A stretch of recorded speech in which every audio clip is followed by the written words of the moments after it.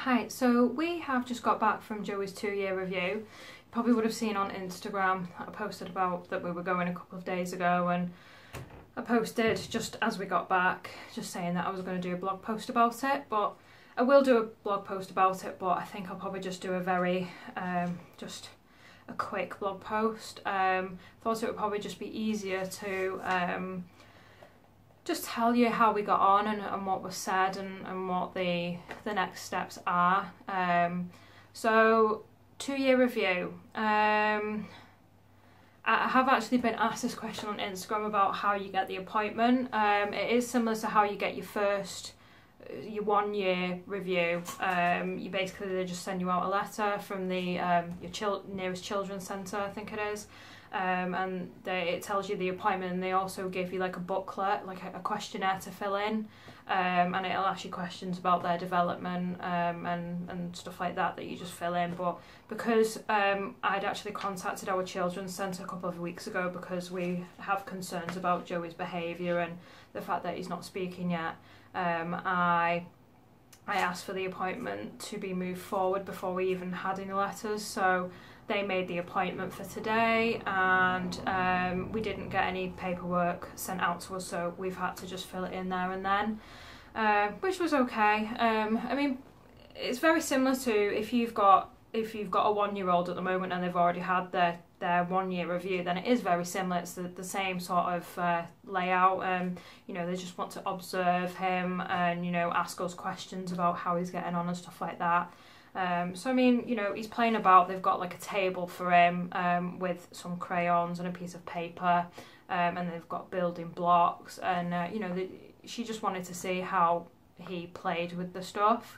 I mean, what she was really looking for was how he gripped the crayons and if he could draw a line, like a straight line, which he can't do.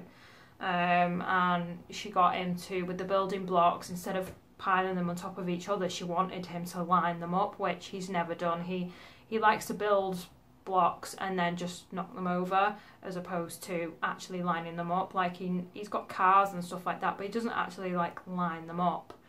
So she thought that was a little bit of an issue. But I mean, in terms of his what was it now? In terms of his like motor skills, she said that he's really good with that. But obviously, because he's not actually saying a word, you know, he may be saying like mama, dada, baba, but he's not actually, you know, if I point to something like, you know, a duck, then he won't actually say it. Even though, like, for ages, you know, I've been like, you know, when you're in the bath and you've got ducks, or when you're out and about and you say, oh, what's that? Is that a dog? He doesn't say anything. But I mean, he loves dogs. Whenever he sees them, he absolutely loves them, and he just giggles away. So obviously we've gone through the questionnaire, and she's like scored him, I think it's out of like 200, and he had 85, which is good. She said that anything over 50, anything under 50 would be a real concern.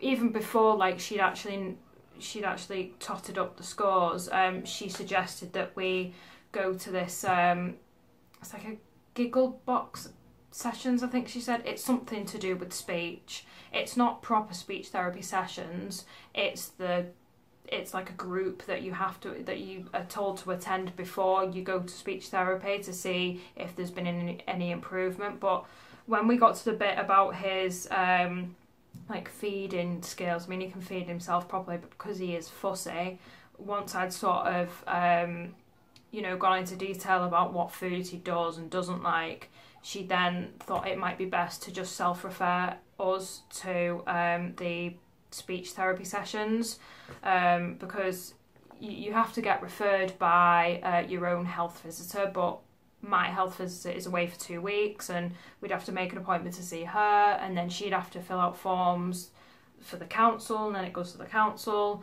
whereas I've actually just been given self-referral forms that we fill in ourselves, and then we send to the council, and then we just hear back from the council as to when the speech therapy is. And I think she said that it's a 6-week session, and then after that, I think 3 months after that, they'll get him back in for another review to see if his speech has improved.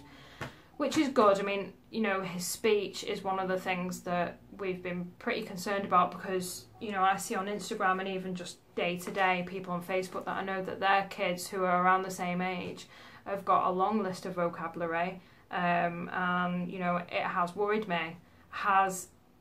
So as his, you know, the tantrums that he has, you know, one day he can be like an angel, and I know people say that it's his terrible twos, but, you know, Chris seems to think that it was a little bit more than just his terrible twos, because you can look at him, you can just look at him and he'll kick off. You can tell him no and he'll like scream the place down.